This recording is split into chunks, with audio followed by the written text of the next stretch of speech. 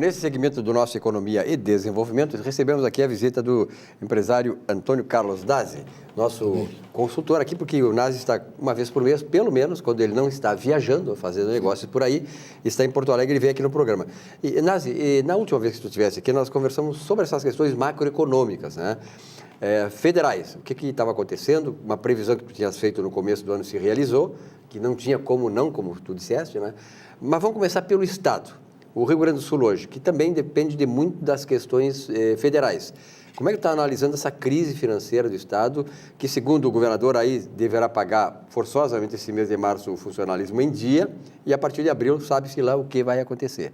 Como é que tu vê essa crise financeira do Estado?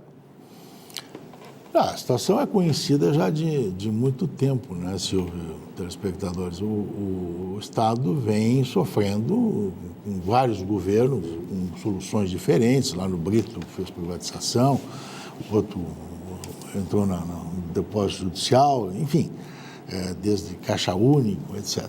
O problema é que é uma dívida estrutural muito complicada de resolver.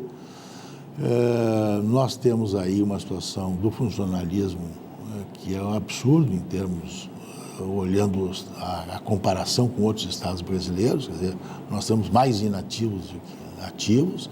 É uma situação catastrófica, né? Eu concordo. Agora, eu não imagino que precisasse 3 meses, quase 3 meses, para diagnosticar uma situação do Estado. Ou seja, ganhou a eleição, vai lá, faz a transição e começa a diagnosticar para chegar no início de governo já com um diagnóstico claro da situação. Eu acho que o governador Sartori demorou um tempo para diagnosticar a situação e a quantia realmente e o perfil dessa dívida. É crítica.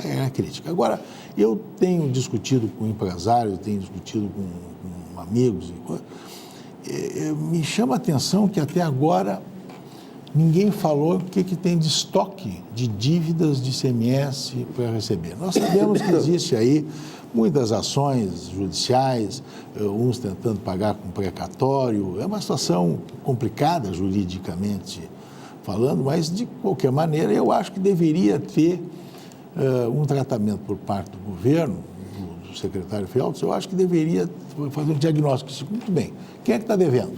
Chama o devedor, escuta, está discutindo o precatório, está discutindo o quê? É complicada a ação judicial? Vai ter que passar por Assembleia? Vai. Ou nós resolvemos o problema gaúcho, todo mundo unido para resolver o problema, ou nós vamos continuar discutindo essa ladainha por mais vários governos. Então, eu acho que chega o momento de chamar o empresário que está devendo, escuta, qual é o teu problema?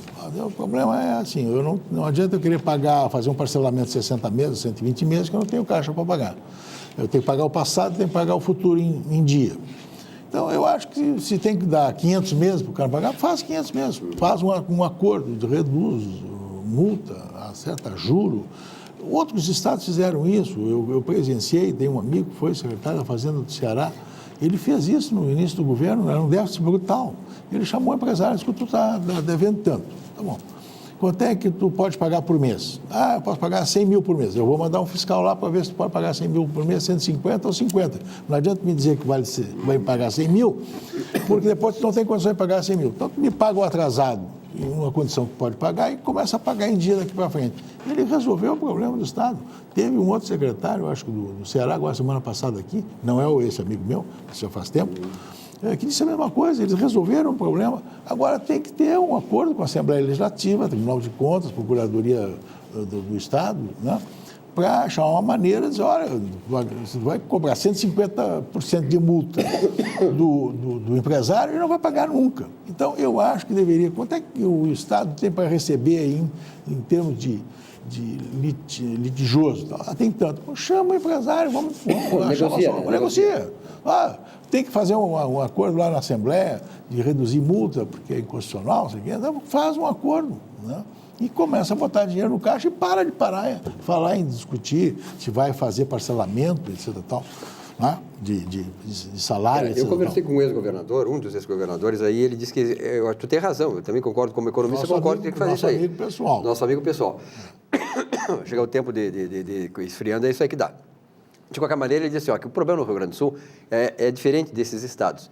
Aqui no Rio Grande do Sul, manda um projeto desse para a Assembleia para desonerar, digamos, juros. É complicado. O gaúcho não consegue se entender nessas coisas. Porque alega o quê? Por um lado tem razão, né? Alega que quem pagou em dia, né? Pagou em dia. Acaba sendo penalizado. Mas às vezes não é bem Mas assim. isso é uma questão relativa, né? É um negócio que o Estado tem que receber o dinheiro, tem que receber, e às vezes só vai receber se fizer isso. Eu me recordo, há muitos anos atrás, eu também não vou dizer quem é o governador, mas eu falei para o secretário da Fazenda, escuta ela aqui, tem um setor aí que não paga imposto. Não paga, ICMS, não paga. O frigorífico não pagava imposto, ninguém pagava nada. Por que ele não pagava? Porque o ICMS era 15%. Eu falo aqui, se o ICMS da carne vier para 4,5%, todo mundo vai pagar. Fui lá, no nome dos frigoríficos, sentamos e negociamos. Fizemos um grande acordo, foi para a Assembleia, passou, tal, reduzimos o ICMS para 4,5%. Todo mundo pagou em dia. Chegou outro governador, 15%. Todo mundo parou de pagar. Tem um estudo de um economista. Tem setores que não comportam pagar 17%, 15%. Que às vezes tu não vai aumentar a receita aumentando o imposto, tu vai aumentar a receita reduzindo a carga tributária.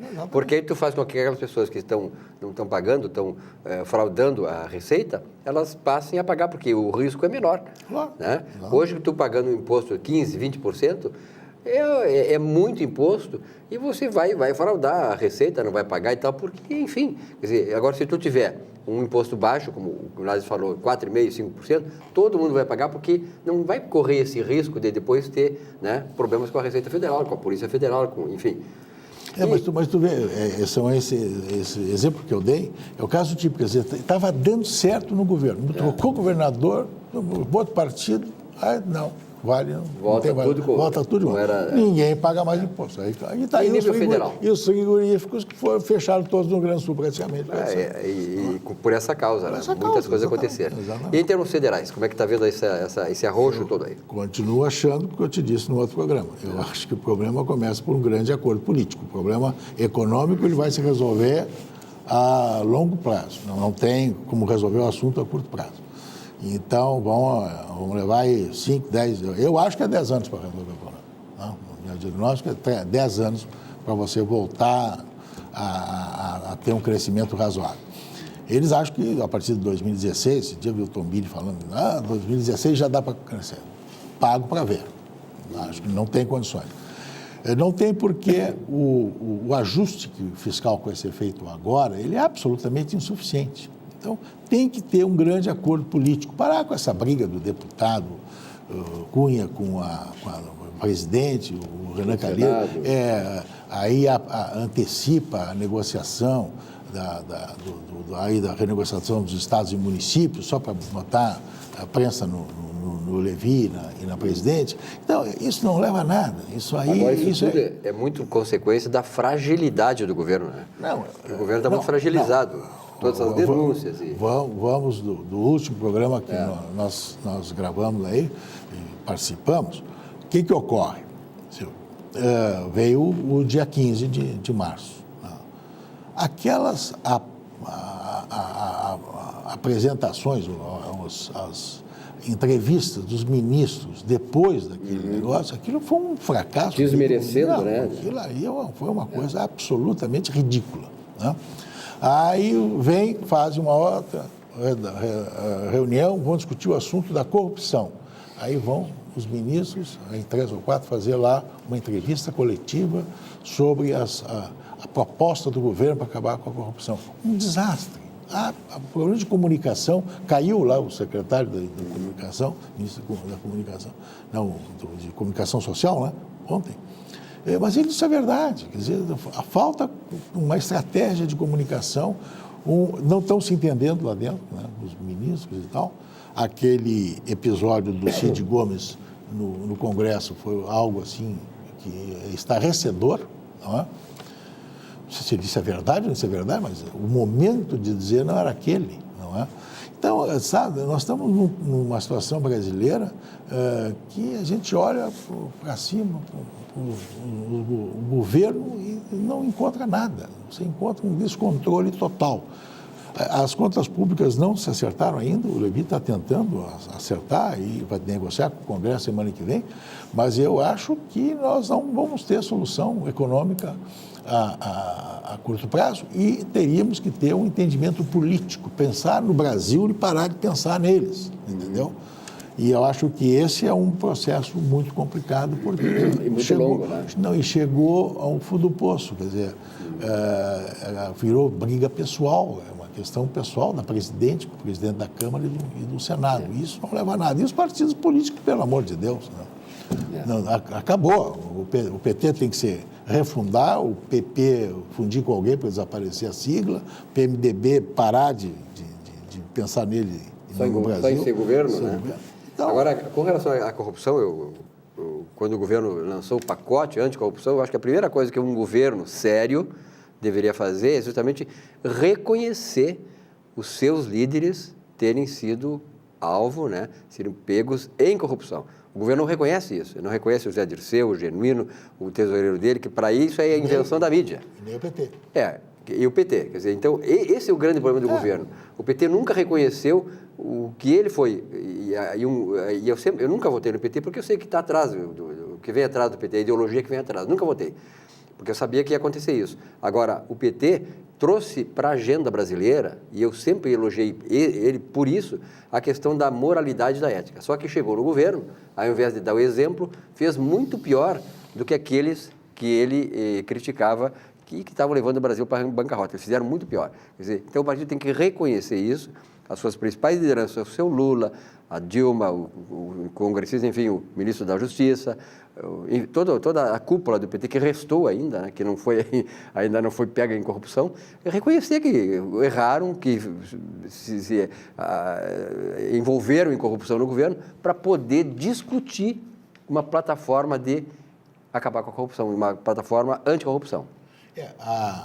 O acordo político acho que passa por aí. Passa por um reconhecimento de que erramos.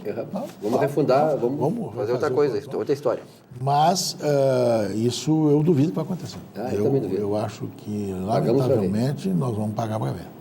Názi, um grande abraço, muito obrigado pela tua presença. Seja mais seguido aqui, sei que tu tens negócio fora do Rio Grande do Sul e do país, então nem sempre o Názi pode trazer aqui para nós. Eu sei que tem muita repercussão junto aos empresários, a opinião do Názi, que é um rapaz, né, nós conhecemos, jovem, né, que tem muito conhecimento, muita vivência e experiência nesse meio empresarial. Um rápido intervalo, nossa Economia e Desenvolvimento volta já já.